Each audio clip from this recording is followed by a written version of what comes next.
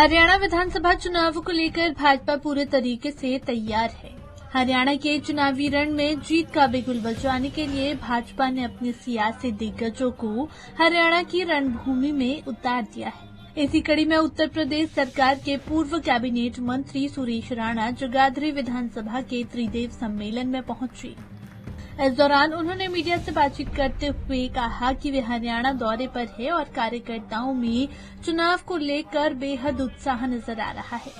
उनके उत्साह को देखकर लगता है कि तीसरे बार बहुत बड़े मार्जिन से भाजपा को जीत मिलेगी। उन्होंने कहा कि यमुनानगर जिले की चारों विधानसभा सीटों पर बीजेपी जीत दर्ज करने वाली है। त्रिदेव सम्मेलन था और कितना अपार उत्साह, हजारों की संख्या में लोगों की उपस्थिति, और मैं कह सकता हूँ कि ऐतिहासिक जीत की तरफ जगाधरी विधानसभा में हम लोग बढ़ रहे हैं। और 1-to-1 मेरा काफ़ी लोगों से बातचीत हुई और जिस तरह से लोगों ने यहाँ के विकास को लेकर के चर्चा की और बहुत सारे विकास के ऐसे बिंदु, चाहे वो बस स्टैंड का निर्माण हो, चाहे नाले का निर्माण हो, चाहे लगातार बिजली की उपलब्धता हो, या एमएसपी पर खरीद का विषय हो, या शानदार सड़कों का निर्माण हो, या पुलों का निर्माण हो, और सबसे बड़ी बात कार्यकर्ताओं का सम्मान।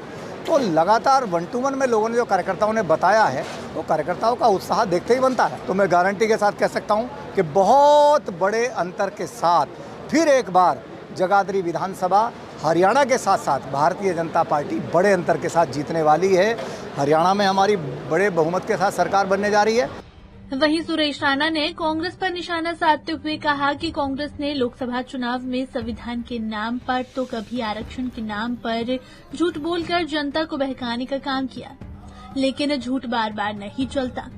कांग्रेस ने एक नैरेटिव सेट किया। उनके साथ बहुत सारे वो लोग थे जो भारत की तरक्की देखना नहीं चाहते थे।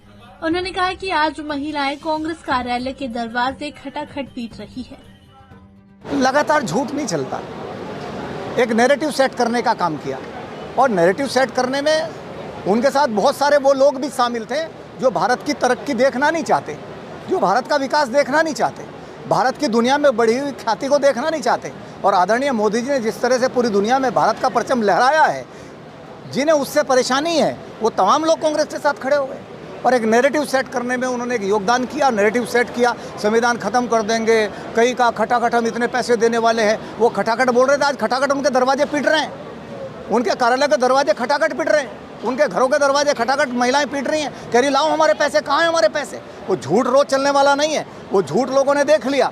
और मात्र 99 सीटें, सारा कुनबा मिलकर के जितनी सीटें लेकर आए उससे ज़्यादा अकेले भाजपा की सीटें हैं।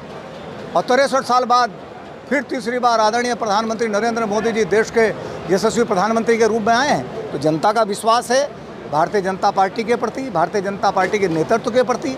और यहाँ जगाधरी में हमारे बहुत ही लोकप्रिय नेता आदरणीय कंवरपाल सिंह जी हैं, और जिस तरह से यहाँ कार्यकर्ताओं के मन पे, जुबान पे इनके काम हैं, मैं कह सकता हूँ बहुत बड़े अंतर से हम लोग यहाँ जीते हैं। आपको बता दें कि विधानसभा चुनाव को लेकर भाजपा पूरे एक्शन मोड में है और चुनावों के मद्देनजर सम्मेलनों का दौर भी जारी है। Bureau report, Punjab Kesari TV.